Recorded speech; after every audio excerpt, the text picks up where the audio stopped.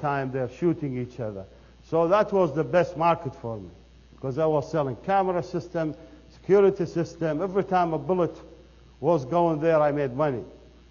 I mean, when the Chicago Bulls won the championship, they have the right and they broke everything. That was the busiest time for us. So my brother tells me, you're working in a bad, dangerous areas. You got to sell your business, do something else. I say, okay. So after I was introduced to network marketing, I say, I'm going to sell my business and I'm going to do network marketing full time. So I went to my brother and I told him. He said, great, that's great news. I'm happy for finally you're listening. You're going to sell your business. But can you, what you going to do? And I said, I'm going to do network marketing. And my brother has a PhD. He teaches at the University of Minnesota. He teaches international business and sociology. And he told me, no, don't do it. So what do you mean? It's okay to go and get shot at or get killed. It's safer than network marketing. So my brother decided to have a dinner, and I called it the Dinner of the Minds. He invited all the PhD in his school, the PhD of economics, PhD of philosophy, PhD of whatever. And he brought all of them, and he invited me to dinner, and I sat with them.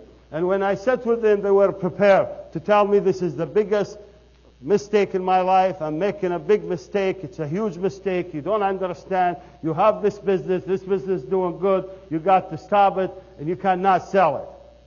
And I'm just listening to these guys, and I'm trying to argue with them. But these guys, one guy wrote 3 books. This guy wrote 5 books. They all PhD. They teach companies. They tell people how to be financially free. They teach companies how to go on and finish college and have a job. And I listen to these people, and while I'm listening, I was right in front of the window. I look and I saw their cars. They were very, very, very, very bad cars. And I thought maybe I should not judge them by their cars. This is not nice, you know. Why would I say, you know, their cars, this is not good, you know. So I better be quiet. So I just listened to them more and more. And then they finished with me. After they finished with me, they start complaining about their jobs, about their hours, about their benefit, about, you know, all the funding they're getting for the university is getting cut.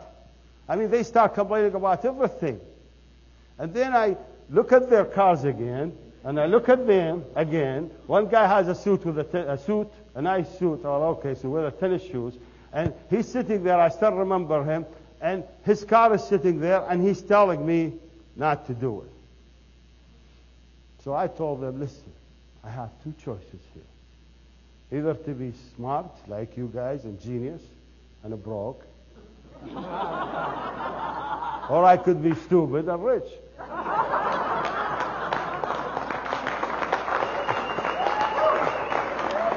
So I decided to be stupid and rich. I don't want to be genius and just write books, you know. And you're going to hear a lot of people who just write books and tell you what to do. And, you know, even the people who write about this business, to me, if you're so good at it, why don't you do it? If you're so good at something, why do you just go and write a book and sell a book? Just go and do it. And lead by example, and show people how to get there. Lead by example. That's the right way to do it, not by just preaching. We have an opportunity here for you. An opportunity can change the world. You see all the people here who are coming to share this vision with us. I mean, if I tell you this 10 years ago, 20 years ago, if I would have met you and say, ladies and gentlemen, my name is Mohammed, I'm from Iraq, and I do multi-level marketing. And it doesn't get any worse than that. Mohammed is 9/11. Iraq is the war. And multi-level reputation worse than both of them. And I say, I have an opportunity to share with you.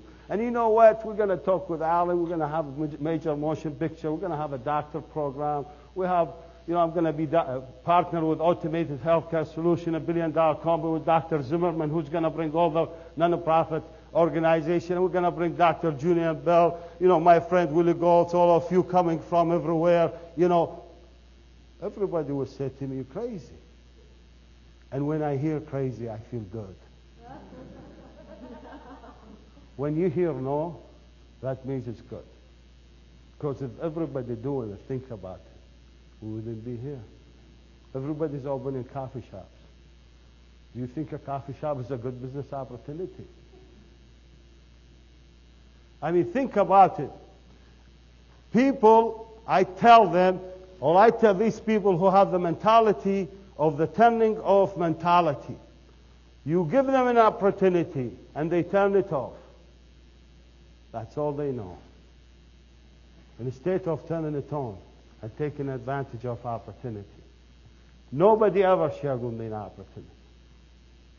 Nobody ever came and shared something with me.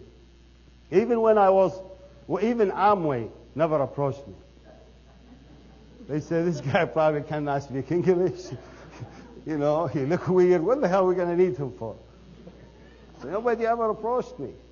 I was gambling in a casino in Minneapolis. And this 55 years old was blowing smoke on my face. And I say, "Ma'am, please change the direction of your smoke. I can't even see my blackjack." She started talking to me about these pills, and they do this, and then her daughters and her husband came, and they start giving me all of this product. I take it, feels good. You want to sell it? How do I sell it?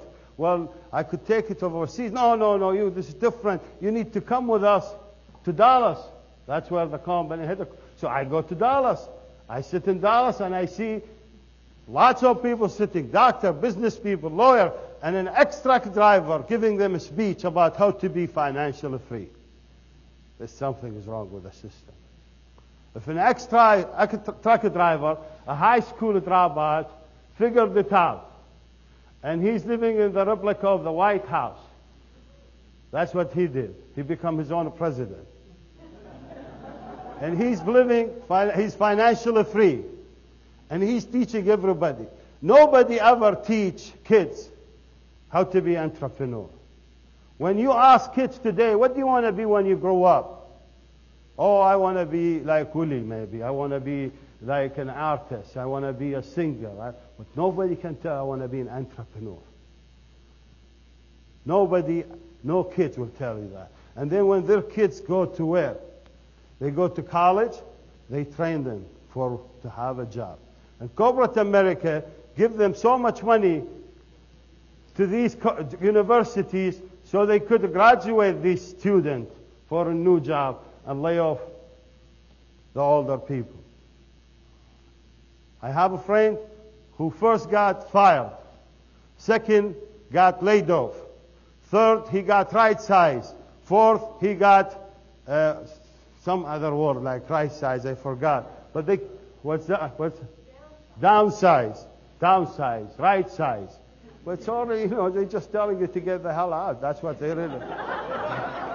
I mean, to me, I don't have a dictionary to translate all of these words.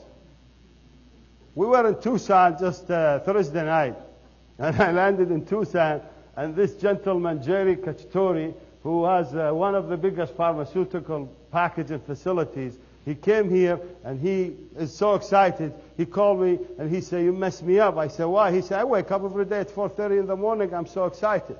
Now, this guy has $20 million cash in the bank, and he's so excited about this opportunity. So if you don't have $20 million in the bank, you need to ask your question.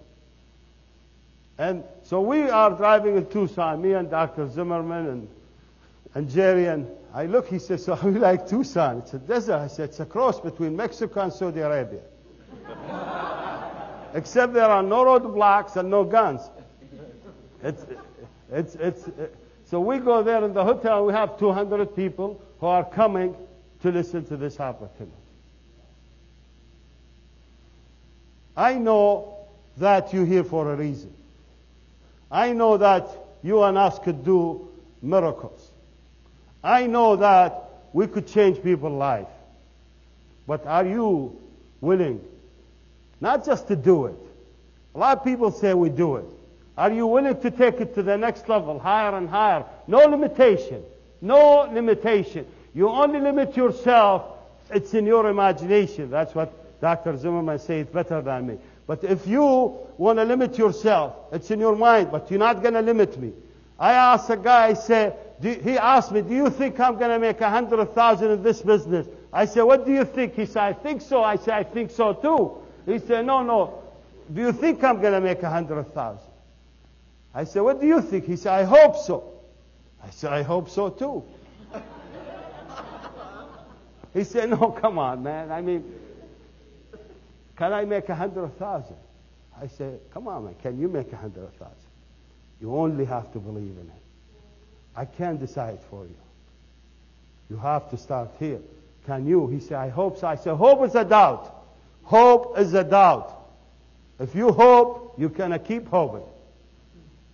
But if you decide to do something, there's no hope. It's done. Hope is behind. You got what you want.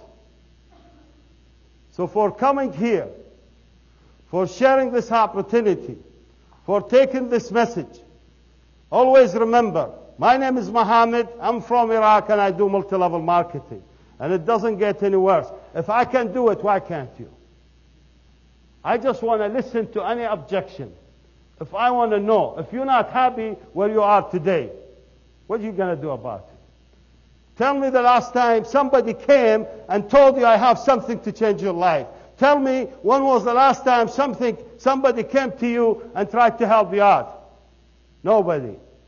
We're creating this system because we know if we help you, we're helping ourselves. We know if you're successful, we are successful. But it starts with you before it comes to us.